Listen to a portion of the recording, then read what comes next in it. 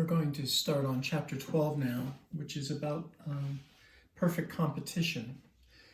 It describes an industry that has so much competition that the businesses, the firms in that industry, are not able to have any power over what the price is. The price is set in the market, and whatever that price is, the businesses have to take it as a given. There's nothing they can do about it. So the price is fixed for the individual firm as far as they're concerned. And here are the four major things that cause this to happen.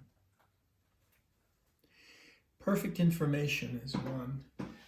Your customers realize if you're charging too much. You can imagine yourself, and you're in the store, and you're looking on Amazon to see whether the thing you're trying to buy is priced well at the store. You do that all the time. I see people do that all the time, and I do it all the time. Many small buyers and sellers.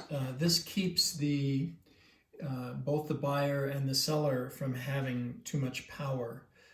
So, for example, Walmart has power over the price of the things that it buys to be selling in its stores, so the supplies that it buys, and can actually force the suppliers to Walmart to sell to Walmart at a lower price than they'd sell to other distributors.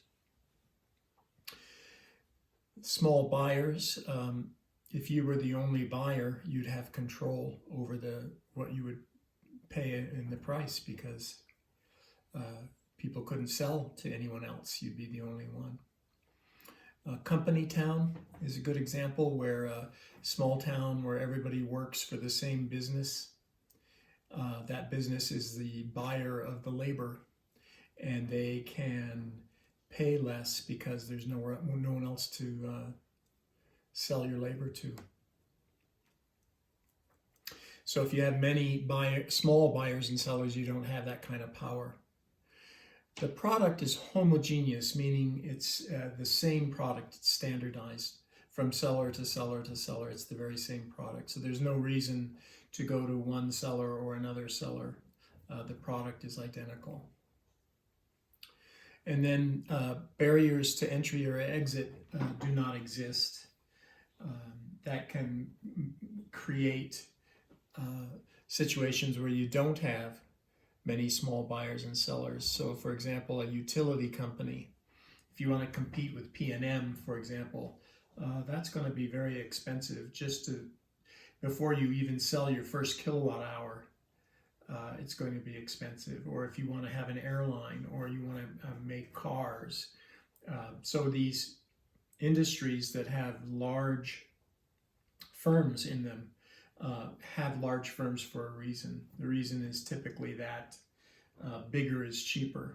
So in order to compete with them, you have to start out big, which means you've got a lot of expenses at the beginning. So if you're going to enter into the industry, you've got this big barrier of all these expenses that you have to pay just to start being in the industry. Exiting also is an expense. If you want to get out of the industry, things don't go well, and you'd like to get out. If you've got a lot of costs associated with that, then that makes it hard to exit, and it makes you think about entering in the first place. So it's another barrier. So when these four characteristics exist, it causes pure or perfect competition. It's the same concept. Pure or perfect, it's the same. So that will make you be a price taker. If you're a firm in that kind of industry, you don't have power over the price. So if the price is fixed by the market, the industry supply and industry demand, where they intersect would be the price. Then as far as the individual firm is concerned, that price is fixed. So let's think about what impacts that would have on the firm.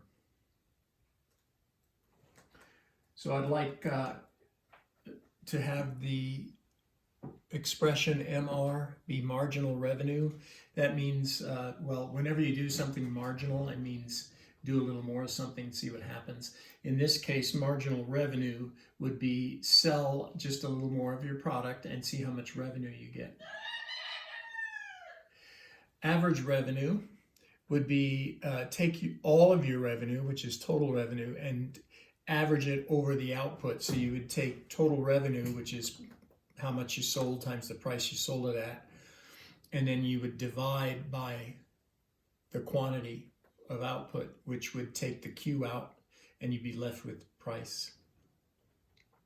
So average revenue would be equal to the price.